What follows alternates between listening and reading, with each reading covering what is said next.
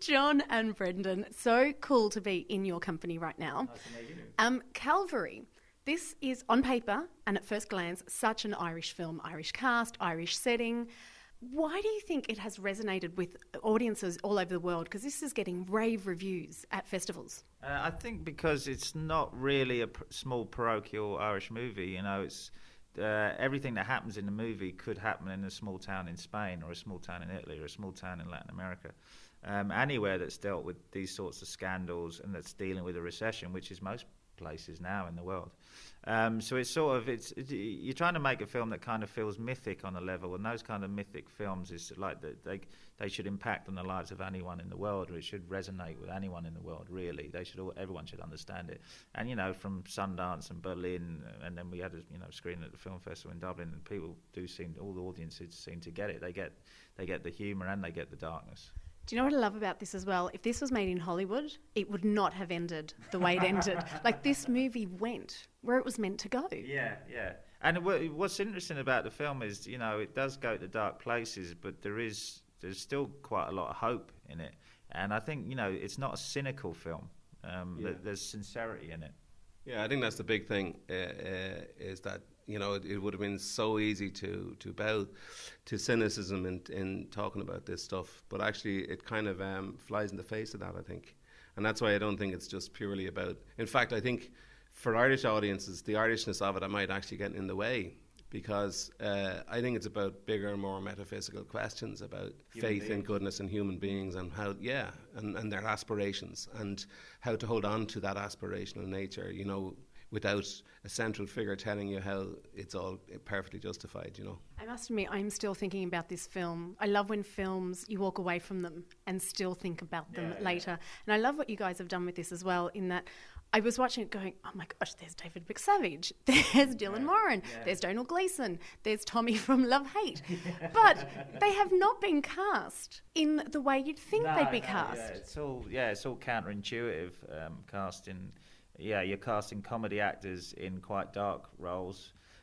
Killian Scott is obviously, you know, in Love Hate, he's a gangster or whatever, and then you're getting him to play somebody who's almost got Asperger's, or he's some sort of strange man in the town or whatever. Yes, I mean, that's what's interesting about casting. If you get it right, and if you can get those mix of people, it just, you know, takes the film up to another level, really. Now, Brendan, you don't share many scenes with Domhnall, but when you two are on screen together, that scene is so intense as a viewer. As a father-son combination, who are actors, how do you prepare for something like that? Well, we rehearsed with John, and when it became clear that any sharing of ideas had run its course, we stopped, really.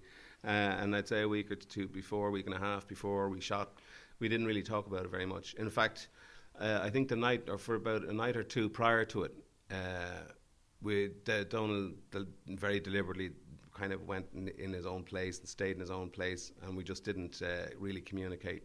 And on the day, it was quite a quiet set. There wasn't an awful lot of talking until it was kind of, we were a good few takes in, and we began to just refine it. But so basically we just parked the family thing for a week and a half, and it was nice to get back to him after the scene, or the following day. It was nice to have him back. I mean, the rehearsal was quite relaxed and good-humoured. Yeah. You know, it wasn't that, obviously, because you have to save it all, I guess, for the day. But of course, being in that cell and just having the two actors is almost like being in a ring, I guess. It's a very dark scene, probably the darkest scene I've ever written, very intense. And that was also the day my brother was on set. And he was watching it on the monitor, and he turned to me and he said, I thought this was supposed to be a comedy. Do you know what I love as well? There has to be some great stories with a cast like Chris O'Dowd, and I named them all before.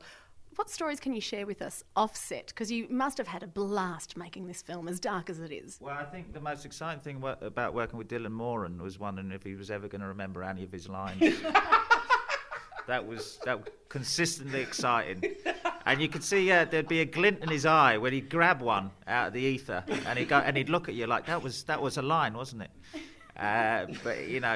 But we got there in the end. Were there any mad nights? Well, it was a mad night in Rush. To be honest with you, the schedule was so tight. It was 5 weeks, and it was like it's such an intense thing anyway. But it was really cathartic up in Rush when we were burning down the church.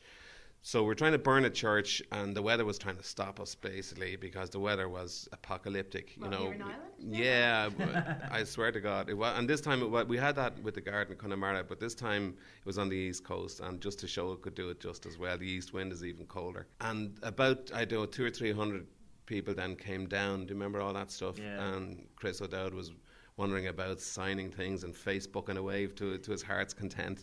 And we went down and we said it out. It was great, but we've got a fantastic welcome down there. And it was an amazing location, actually, because it's just a little park.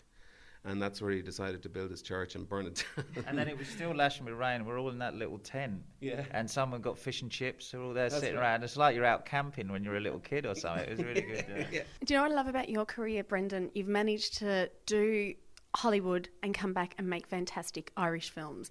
What makes you say yes to a part, whether it be an Irish film or a Hollywood film? It's always the writing, and the people involved. With John, obviously, I mean, anybody who saw the script of The Garden knew it was a spectacular piece of writing. And this one, there was no thinking about it even.